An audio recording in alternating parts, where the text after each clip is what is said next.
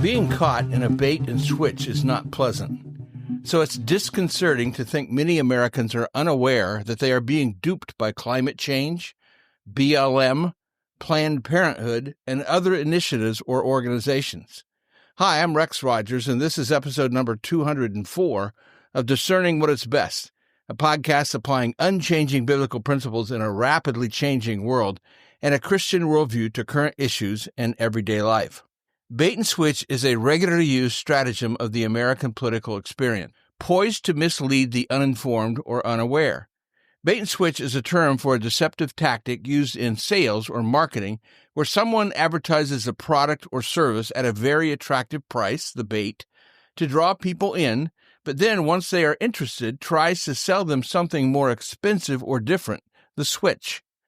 Bait and switch can also describe situations where someone's expectations are intentionally set one way, but then changed, like in relationships or politics, or even storytelling.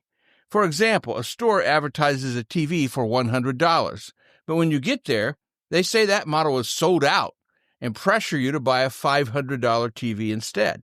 Or someone creates an online dating profile presenting themselves very differently, using flattering or fake pictures and descriptions to attract attention. Some people consider bait and switch false advertising. The United States Federal Trade Commission, or FTC Act, empowers the FTC to take action against businesses that advertise a product or service with no real intention of providing it, or an intent to push customers toward a different, more expensive option. Companies can be hit with huge fines, reputation damage, and forced refunds. For example, in 2016, Volkswagen advertised its diesel cars as, quote, clean and environmentally friendly, baiting eco-conscious buyers. But it was later discovered that they had installed software to cheat emissions tests. The cars were actually polluting way more than advertised, and VW eventually paid billions in fines, buybacks, and compensation. But in politics, at least recently, it seems like tolerance for misleading narratives is higher, or even accepting and intentional. Borrowed from sociology, the old maxim still applies. Things are not always what they seem. My fear is that many people do not know what's under the surface of given political initiatives, so they end up supporting or defending something for apparent values while the initiative proponents move forward with entirely different purposes. Climate change is one of the worst wolves in sheep's clothing being touted by the left, liberal elites, and major media and entertainment. I've addressed climate change before in this podcast, or rather what's now called climate porn, irrationality regularly peddled by major news networks and many of the world's leading politicians and celebrities. In those podcasts, I noted that certain political initiatives are embedded in the climate change movement, which feature values that run counter either to a Christian worldview or to traditional American values. Among them, anti-humanity, God is irrelevant unless the earth is the deity, anti-truth or genuine science, anti-free enterprise or anti-capitalism, and a look to government as the source of salvation and utopia. The irony is, in their grab for power, climate change activists are now saying, in essence, to save the earth for humanity, we have to get rid of a lot of human beings. This is what I meant when I called climate change a culture of death. The so-called U.S. climate czar, John Kerry, tipped his hand recently, saying the real enemy then is humanity itself. Kerry is giving us a peek at the anti-family, anti-human culture of death now motivating climate elites. Climate change activists channel the old Malthusian idea, the theory that population growth is potentially exponential while the growth of food supply or other resources is linear, which eventually reduces living standards to the point of triggering a population decline. Now, never mind that Malthusianism has long been discredited. Climate change activists are now calling for the depopulation of the earth. But if indeed the sovereign God is in charge, and he is, what should we think about life on planet Earth? The shepherd psalmist told us, "Therefore we will not fear, though the earth give way and the mountains fall into the heart of the sea, though its waters roar and foam and the mountains quake with their surging." Under the guise of combating climate change, proponents of globalism seek to impose restrictions on personal behavior curtail freedom of speech, and expand the reach of government into every facet of our lives. Now, BLM, meaning Black Lives Matter, the organization, is another bait and switch. Now, it's important to note here that I am talking about the organization, not the concept cited in the ingenious name of the organization. Who but a hater is going to say that they do not think black people's lives matter? Of course, black people's lives matter, because they are human beings created in the image of God. And like all lives matter, certainly black lives matter too. But BLM, the organization, is anti-nuclear family.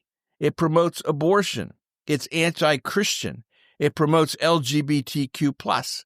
And at bottom propagates a racial view of history and racist attitudes toward all who are not black, especially those who are white. And there are several cases alleging fraud in the use of donated funds. BLM sucked in a lot of unsuspecting people who genuinely care about racial justice or non-discrimination. But this organization is a long way from what Martin Luther King Jr. envisioned when he said, "I have a dream that my 4 little children will one day live in a nation where they will not be judged by the color of their skin, but by the content of their character." BLM is a charade, bilking money in the name of justice while using funds to divide, sow racial animus, and attack the American values that made liberty and justice for all a possibility in the first place. Now, Planned Parenthood is another bait-and-switch organization. In the name of health care for women, it promotes, indeed it makes tens of millions of dollars, conducting abortions, selling body parts, destroying black culture, and undermining the American family. Historical data indicates that Planned Parenthood affiliates received approximately $1.54 billion in Medicaid, Medicare, and CHIP payments from 2019 through 2021.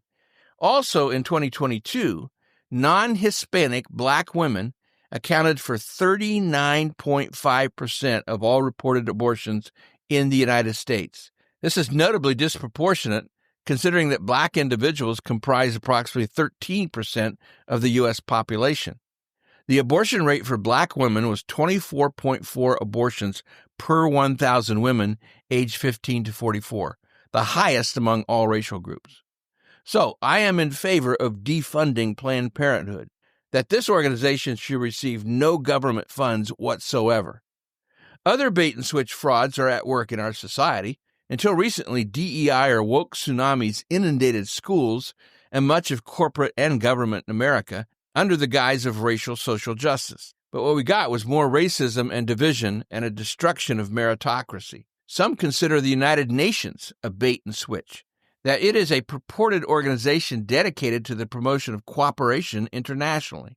But what it has been in recent decades is more often anti-Israel, anti-capitalism, anti-American leftist initiatives, which meanwhile is presented to us as the last bastion of hope for peace and prosperity.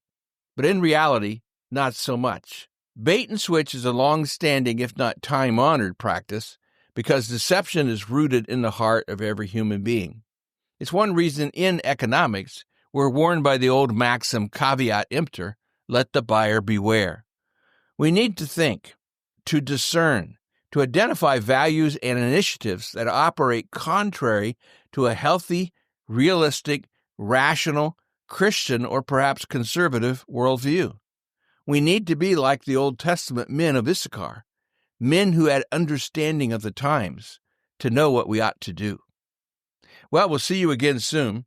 This podcast is about discerning what is best.